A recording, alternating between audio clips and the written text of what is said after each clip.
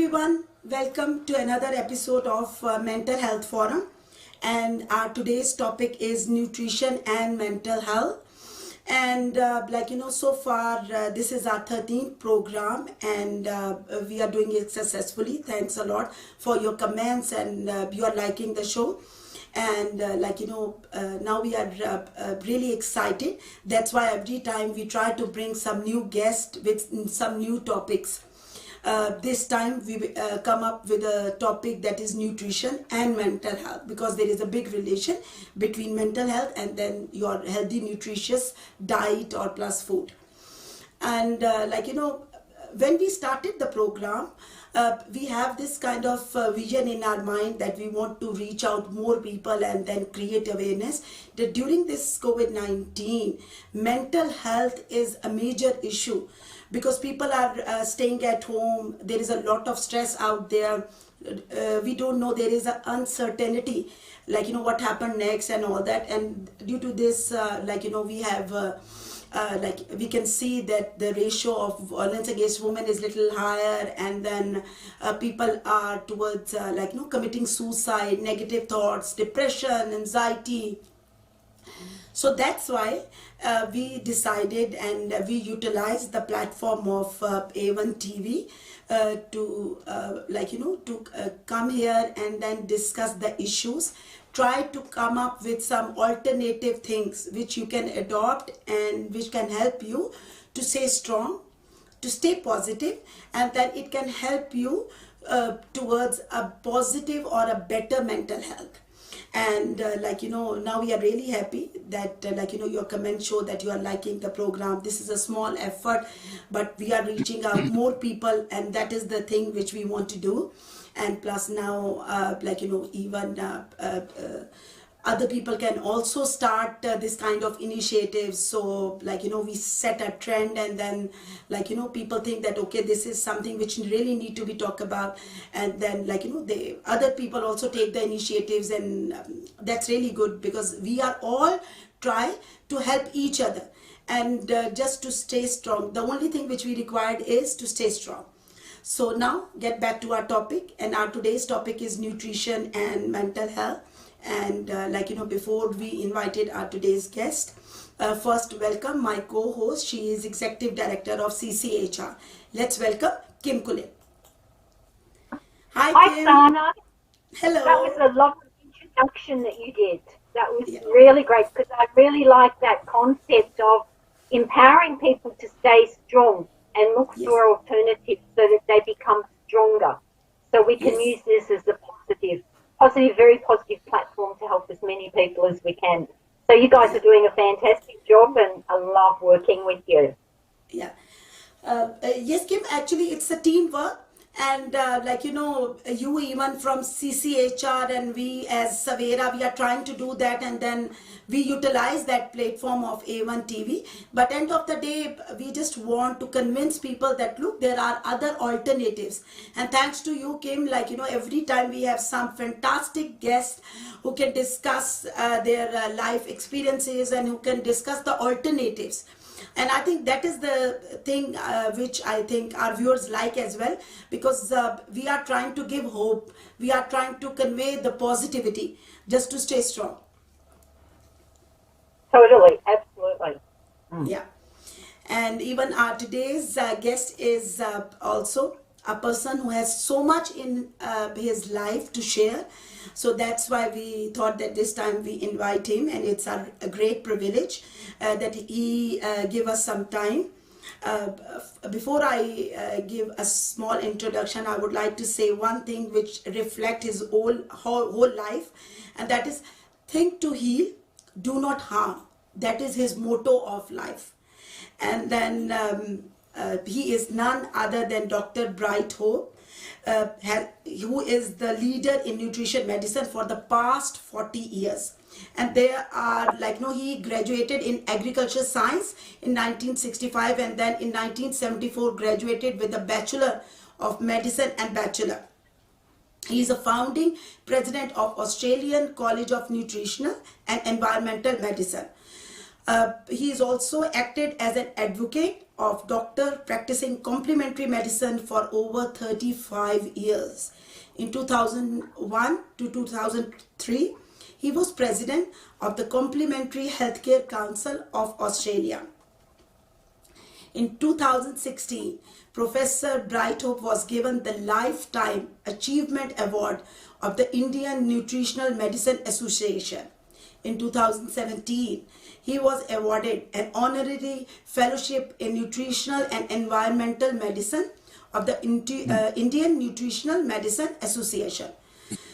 Professor Brighthope's lifelong ambition is to help change the way medicine and healthcare is practiced for the benefit of the public, and to see nutritional and environmental medicine and herbal medicine become the building blocks.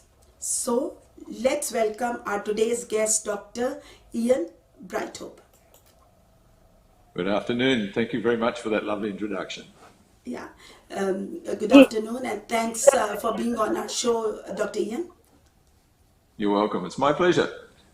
Yes, it's always good to catch up with old friends, and Kim's certainly been around for a while, and I've done things for you guys in the past, which has always been very rewarding for me, I'm sure. Others hopefully as well. Yeah, thank you very much for that. We love your work that you've done with the Citizens Commission on Human Rights, and we could maybe talk about that a little bit later if we've got time as well. Yeah. Sure. So, Dr. Ian, before, we talk about our today's topic, first I want, even though I give a brief introduction, but you have so much more. So, if you can give us your introduction for our viewers, and plus also if you can tell us a little bit about what nutritional medicine is all about, or nutritional, the relationship between nutrition and mental health. Okay, thank you. Look, I started in agricultural science and did some research in animal nutrition and animal health. And it's important with animals to make them as healthy as possible because they produce milk and meat and wool and other things for us. And when I studied medicine, there was very little nutrition. Less than 4 hours of nutrition was taught, and it wasn't very good. I learned more when I studied agricultural science. So when I graduated in medicine, I came to the conclusion that a lot of patients, especially those with chronic degenerative diseases, were malnourished. And many of them had deficiencies of nutrients and allergies and sensitivities to chemicals and so on. So I did a little bit of ordinary medical practice, but then travelled widely around the world looking at alternative and complementary healthcare systems and what other people did in various parts of the world. And I came back and met up with another colleague, and we started the College of Nutritional Medicine to teach doctors about nutrition and health. And I was told at the time by my colleagues that doing something like this wouldn't attract many patients and nobody would be interested. They wanted to have medicines for their illnesses. And so I decided that that wasn't the way I was going to go. So after about 6 months, I had a 6-month waiting list and I was working 7 days a week. So it really, back in the late 1970s and early 1980s, was something very, very new for the public. And so we started teaching doctors these approaches to healthcare, and more doctors started attending the courses. The college that we set up back in 1982 is still a very strong organisation now in Australia, training doctors and other healthcare professionals in high quality nutritional medicine and environmental medicine. Because let me say that my first exposures were to patients with serious illnesses where Western medicine wasn't helping them very much. It was helping them to control their disease to a certain extent, but it wasn't making them optimally healthy. And that's one of the great deficiencies in our modern healthcare system. It's a modern medical system, which is a fantastic system, but it doesn't necessarily make people healthy and functional again. And they're often prescribed too many medications and poisons that destroy their ability to get healthy. And many of these drugs that they're taking are not always necessary. There are, of course, some that are necessary. So the nutritional medicine really is looking at the basic building blocks of health, the things that come from our food. I mean, water is a nutrient as well, and so is oxygen and air. But the food is often substandard. Let's look at it from the point of view of excessive consumption of junk food and sugar, white flour products, alcohol, and other substances that interfere with nutrients. So it's basically looking at food, where it's coming from, healthy food, food with a density of high quality nutrients, to build up the system so that both physical and mental health is improved. I mean, to me, a sick mind or a sick brain is a hungry and or poisoned brain, mind, whatever. And it's a matter of getting the basic building blocks back into balance. Things like your vitamins, minerals, trace elements, essential fatty acids, proteins, amino acids, and the like. These are all very, very critical. And we are now realising that these are essential for creating optimal good health and for making people be able to recover from illness and go back to a state of health which is productive and allows them to enjoy life. That's great. Wow, That's it is. Sorry, that's really fantastic. Thank you for doing what you've done.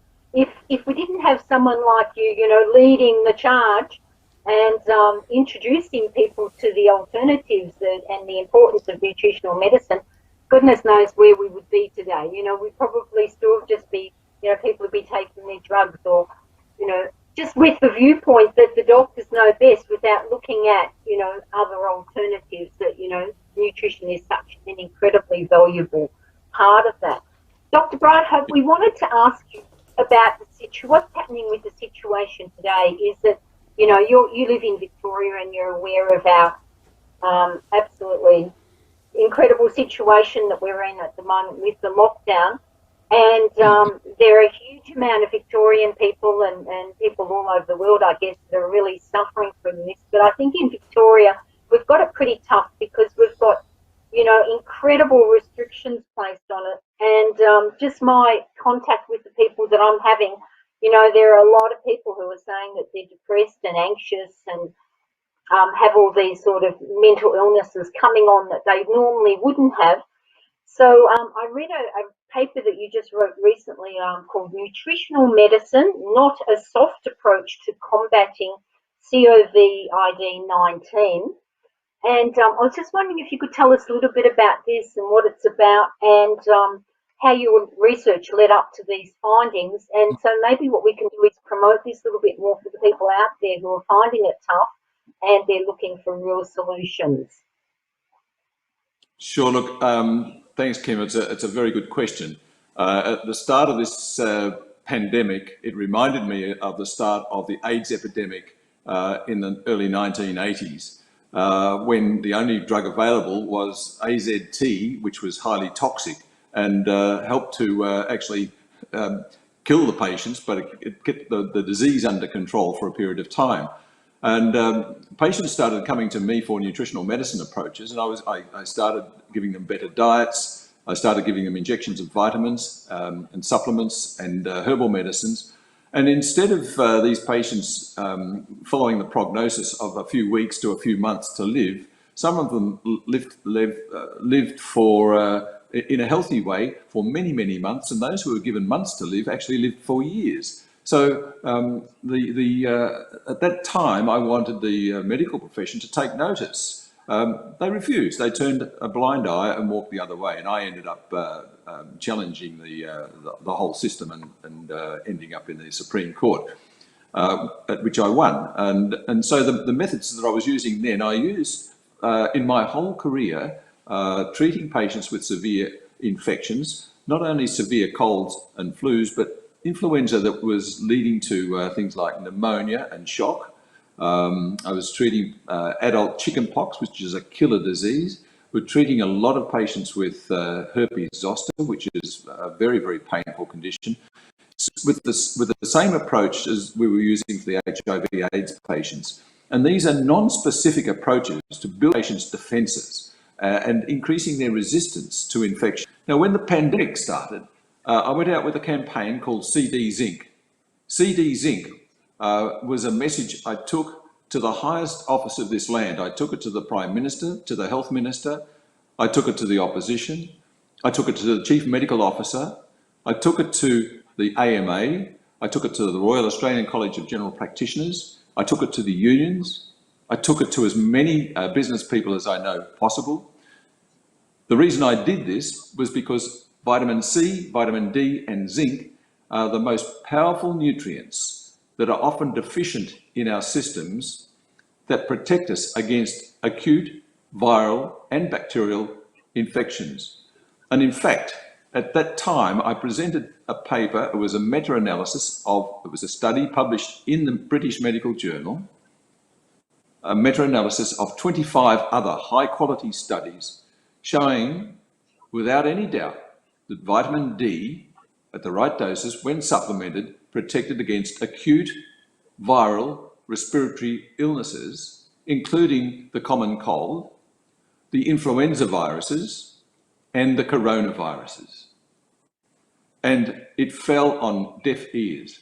And for weeks and weeks and weeks, I would send out messages to my colleagues, to the colleges, the medical colleges, and to the health ministers, the chief medical officer, and many, many other people, including my local member of parliament. And nothing was done. I believe, and my colleagues around the world who do practice this sort of medicine also very, very strongly believe that we could have shut down for 4 weeks, supplemented the entire population with CD and zinc, and it would have all been over.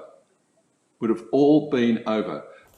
When you use these things in clinical practice and don't rely on antiviral drugs and antibiotics that don't work, and give high doses of intravenous vitamin C when somebody gets sick, you see almost miracles occurring in front of your eyes. Yet they are turned off to it, which is a sad indictment on our so-called health system.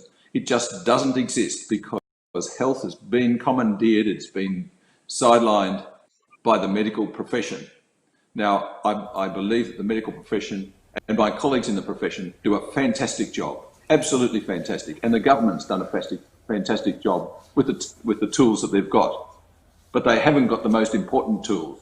They've left them in the shed and ignored my pleas, and I've actually begged the Health Minister to do something about it in one of my letters to him.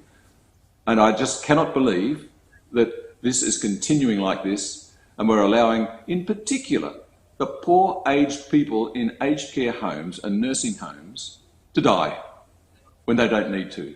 And you know, what is really criminal about it, what is really, I believe, criminal, at least immoral, is that nobody has gone and done their blood tests to see how much vitamin D these poor people have in their systems. Because we know from worldwide studies that aged people in aged care homes don't get enough sun, don't get enough vitamin D in their diet, and they are either insufficient levels of vitamin D to prevent infection, or they're insufficient. Now, if they are deficient and they get the virus, they will end up in here on a ventilator and dying. That's a fact. These are facts, and they've published facts, and they are ignoring it. And you know what they say, the response I get back from these people? The response I get back is, oh, we haven't got the studies about vitamin D and COVID. Well, it's illogical. You don't need to do studies on another virus because it's the defence mechanisms in the individual that are more important. This is the innate, non-specific defence mechanisms. It's not like we've got to find a specific vaccine for a particular virus. This is a general defence mechanism. And most people in the population understand this. But the medical profession, during its training, they are brainwashed, absolutely brainwashed. And they don't realise how important these molecules I'm talking about are in people's health. And the sooner we have a department of medical care and another department of health care in this country and the rest of the world will have a better place to live in, because we cannot go on with another pandemic like this and shut the world economy down and cause the depression, violence, and the alcoholism and everything else that's going wrong with this. You know, I'm a very positive person. I still think we could do something about it. But why leave these old people in these homes just waiting to catch the virus and going to hospital with a great chance of dying? It's just unethical. And my profession needs to wake up. Wow. Yes. I can see that we've opened a Pandora box right there, Dr. Brighthope. I can feel your passion coming through and your frustration, and how hard it's been that nobody's listened to you. You give someone facts and data and a solution, and they're asking for solutions. You go, here you go, here's a simple solution.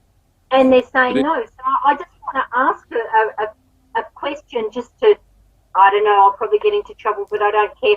So why do you think this is? Why are you being ignored? Why is this medical science being disregarded and we're being put in lockdown? Whereas what you said, 4 weeks, we could have been through this. For all the money that has been spent and wasted on this, and the future, you know, our future generation's going to be paying for our mistakes now, obviously. Why? What's the reason for it that you see in your opinion? Yeah, there are a number of reasons, but as I said, the medical profession, they're trained to think and act in terms of disease. But we haven't. We should also be thinking about prevention. We spend less than 1% of our health budget on prevention, which is disgraceful.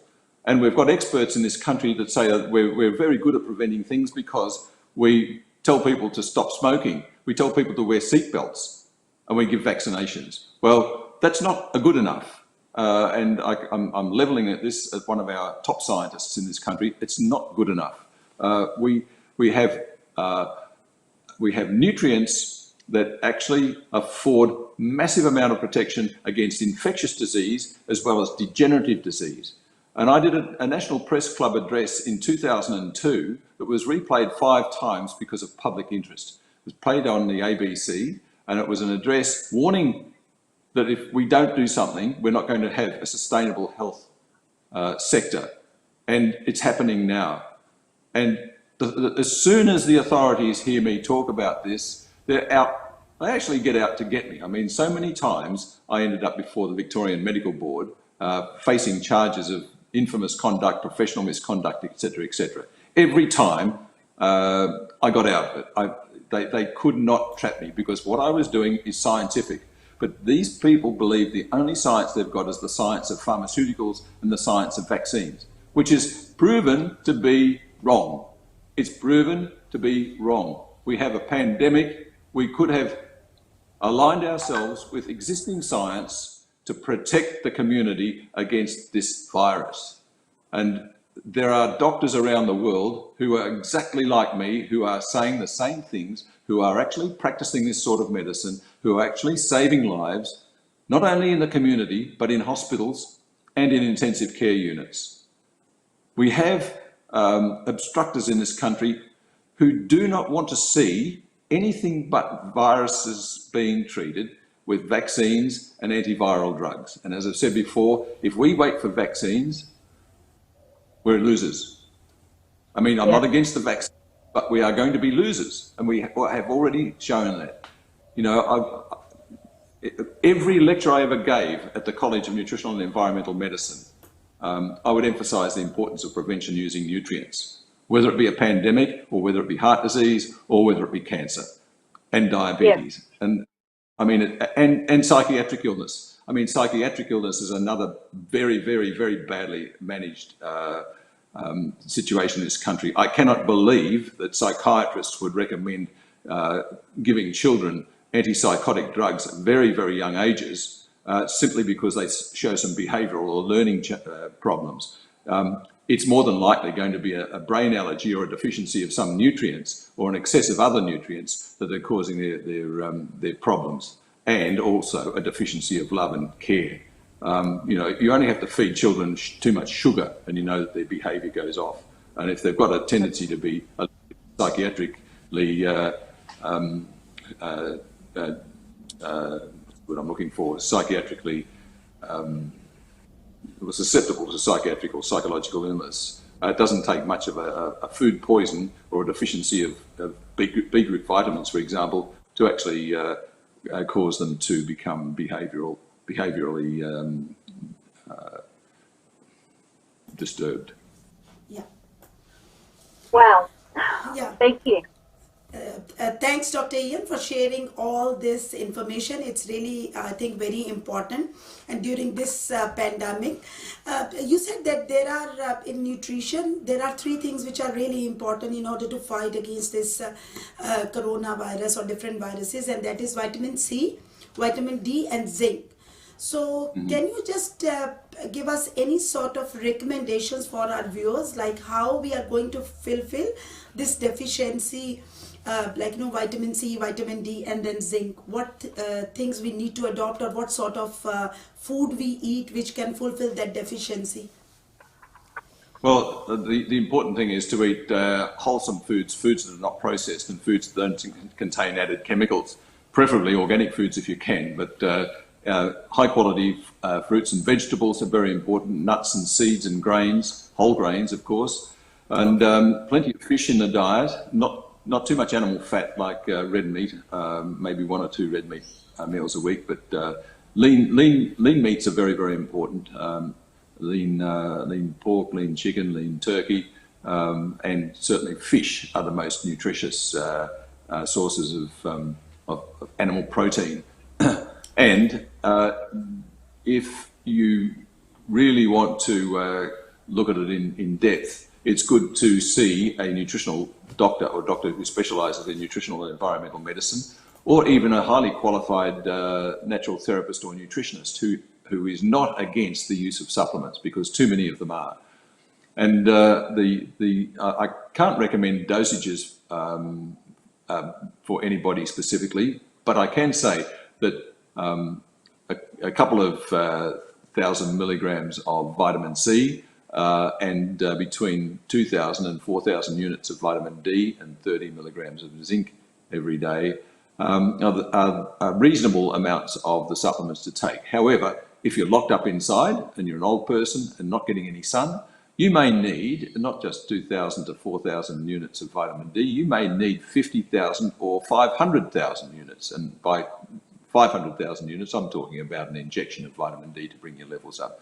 However, it's far better to get it from the sun, from your diet, and from an everyday supplement of vitamin D, so that the levels in your system remain healthy. Vitamin D is not really a vitamin. It is now known as a hormone, and it is very, very powerful. It's made from cholesterol in your skin when sunlight falls on your skin, and the vitamin D travels to the deepest part of every cell in every part of your body. Basically, it takes the sunlight and the goodness from sunlight to the genes in the cells of your heart and your spleen and your liver and your gut and your brain. It takes it to the genes, and it makes the genes tell the immune system and the nervous system to function better and to function optimally. If you catch the virus, then high doses of vitamin C by mouth are important at the very, very, very early stages of symptoms starting. And okay, so that's a thumbnail sketch of it. People can find some of my papers and material on LinkedIn if they want to have a look.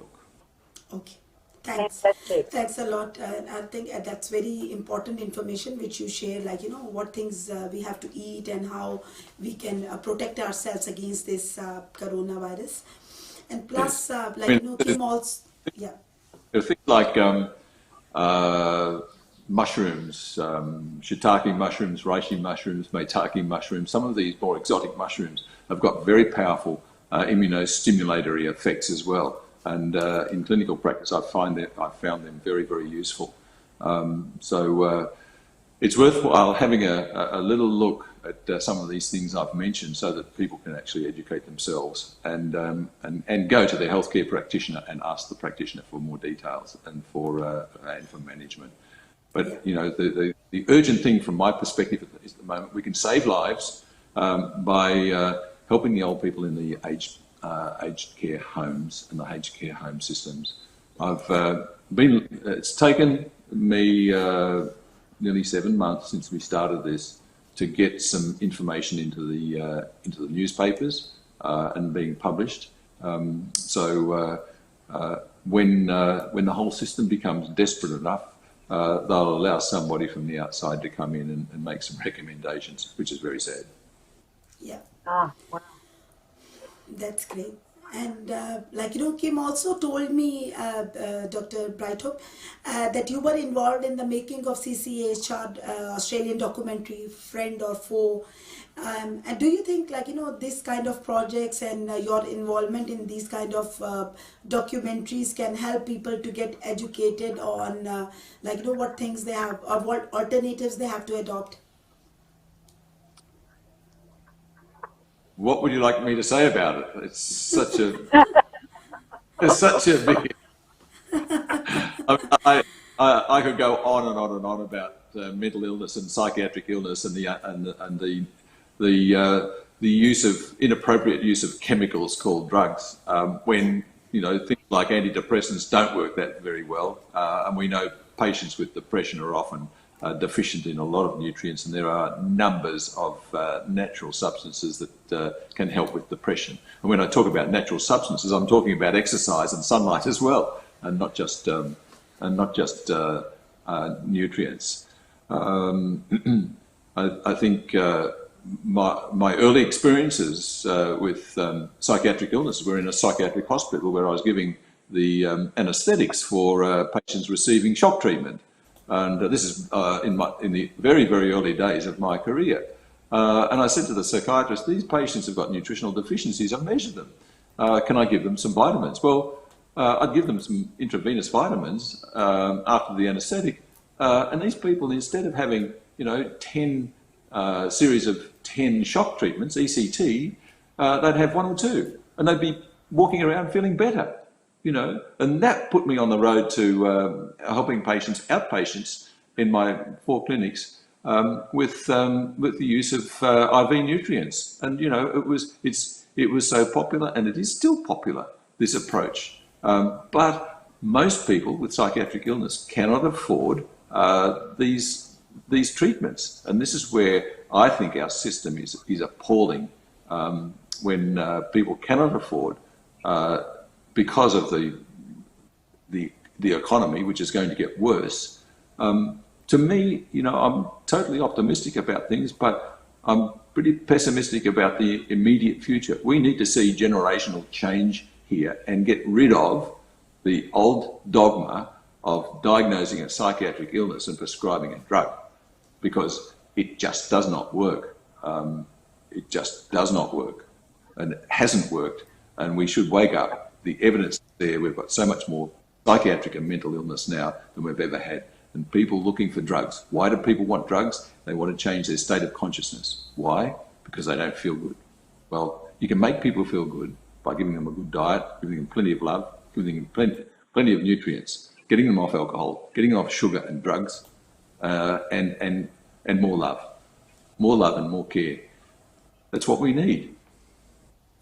Absolutely. Dr. Brighthope, you said that far better in your few words than I have ever said it. And I think at every program that we have with Sana and I have done together, I always sort of end off telling people that, if you feel that you have a mental illness, you're feeling depressed or anxious or, underlying, 90% of mental illness is an underlying undiagnosed medical condition. And the number of people that I've, told and suggested that they actually go to the Acronym website to find a local doctor that's been trained by yourself and your colleagues over the years, over the last 20 years, there would be like hundreds more, right? So I'd like to really, I think we're running out of time, aren't we, Sana? We could talk for hours. Sana and I always do this. So I'd like to really thank you for coming on this evening. It's been really fantastic listening to you, and I think your advice and your knowledge is just absolutely phenomenal. People should be listening to it. I would like to see real changes happening in the way people are addressing mental illness, and the way our politicians, they start listening to you instead of some of the other so-called experts that they're listening to, and we can get some positive change happening in this country. So, Sana, over to you.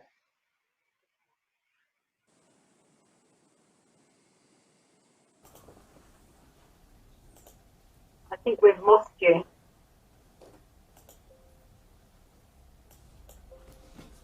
I can see her. I can see you, Sana. Yes. We can't. So, yeah, now, Dr. Brightope, thanks a lot. Now, again, I must say, like today, the information which you share with us is really, really important for me and for all the viewers. But again, now it's time to wrap up our show. So, but still, there is a lot more to discuss. But again, because of the time restriction, it's time to say bye. Thanks for coming to our program and share all this valuable information with all our viewers. So, and thanks a lot for all the services which you are doing for us, for our community. And of course, I think it is really valuable for people to learn what things they have to adopt, what things they don't have to do. So thanks once again. Kim, you want to say something? I'd just like to thank Dr. Brightope and let him say something to finish off. Yeah. Well, I think my objective has always been, as a doctor, to teach, and as a physician, to heal. And as I said at the beginning, think to heal and do no harm. It's not good enough to think no harm.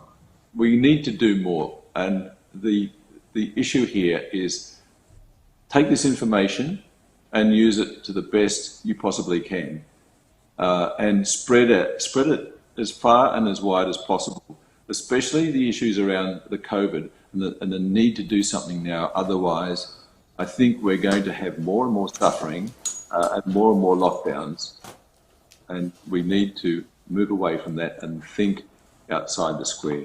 So thank you very much for the invitation to speak today. It's always a pleasure. Yeah. Thank you. Thanks. Thanks for your time. Once again, whatever the information you share is, I think, very, very important.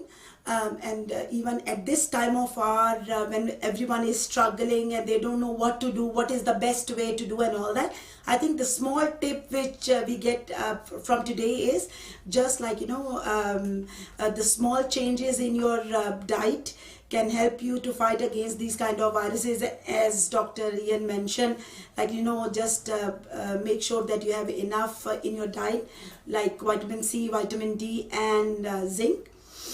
And again, I think people like Dr. Ian, they are an inspiration for us, and there is so much more to learn from these people, their hard work, and it's all for our community, and that is the thing which we want to highlight.